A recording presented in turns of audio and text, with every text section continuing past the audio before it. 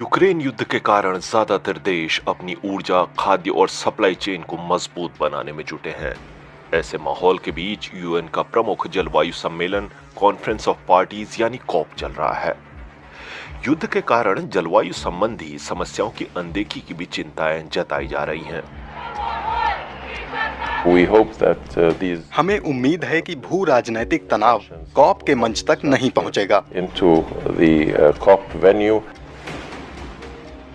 लेकिन यूरोप समेत दुनिया के कई देश ऊर्जा संकट का सामना कर रहे हैं। ऐसे में पर्यावरण के लिए अच्छी स्वच्छ ऊर्जा को बढ़ावा देने पर फोकस करना ही समय की मांग है।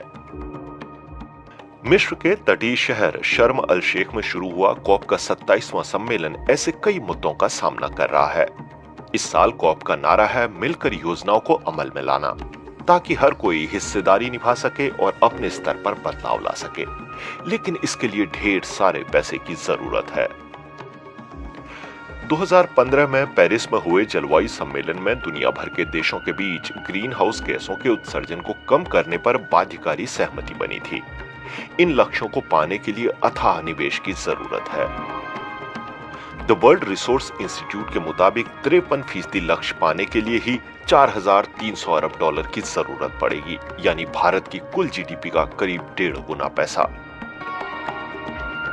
अमीर देश गरीब देशों को 2020 से हर साल जलवायु परिवर्तन से लड़ने के लिए 100 अरब डॉलर देने का वादा कर चुके हैं, लेकिन ये वादा अभी तक पूरा नहीं किया गया है। अब तक जितना पैसा खर्च किया गया है उसका ज्यादातर हिस्सा मिटिगेशन यानी कार्बन उत्सर्जन घटाने पर खर्च हुआ है। बांग्लादेश और पाकिस्तान जैसे कई देश वैश्विक स्तर पर बहुत ही कम कार्बन उत्सर्जन करते हैं।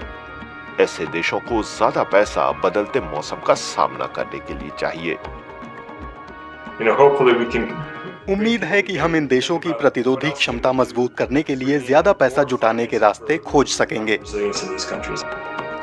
बीते कुछ बरसों में जलवायु परिवर्तन की सबसे बुरी मार झेलने वाले देश लॉस एंड डैमेज नाम से एक और फंड बनाने की मांग कर रहे हैं। इन देशों का कहना है कि इंसानी छेड़छाड़ से पैदा हुए जलवायु परिवर्तन के कारण उन्हें बहुत ज्यादा नुकसान उठाना पड़ा है। जलवायु परिवर्तन की वजह से विस्थापित लोगों को नई जगह बसाने के लिए भी खूब पैसा चाहिए। मांग है कि ये रकम अमीर देशों को देनी चाहिए। क्योंकि हम जलवायु परिवर्तन के असर को टालने में नाकाम हुए हैं। पाकिस्तान की बाढ़ 50% ज्यादा भीषण थी, वो भी इंसानी जलवायु परिवर्तन के कारण। अमीर देशों से अब ये नई मांग है कि वे एडेप्टेशन और मिटिगेशन के अलावा पीड़ितों को हुए नुकसान और उन्हें पहुंची क्षति की भरपाई भी करें। ऐसे पीड़ितों के लिए तो अनुकूलन का कोई मतलब ही नहीं रह गया है। एडेप्टेशन और मिटिगेशन तो नाकाम हो चुका है, वे नतीजे भुगत रहे हैं। उन्हें फौरी मदद चाहिए और उसके लिए हमें फंड की जरूरत है। औद्योगिक क्रांति से अब तक हमारी दुनिया 1 डिग्री गर्म हो चुकी है।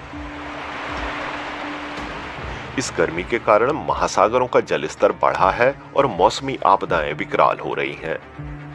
2015 के पेरिस समझौते में कार्बन उत्सर्जन घटाने के जो वादे किए गए थे, ज्यादातर देशों ने अभी तक वो पूरे नहीं किए हैं। No more blah blah blah. No more exploitation of people. Carbon उत्सर्जन घटाकर और इस सदी के अंत तक तापमान वृद्धि को 1.5 डिग्री सेल्सियस पर रोककर दुनिया को कई आपदाओं से बचाया जा सकता है।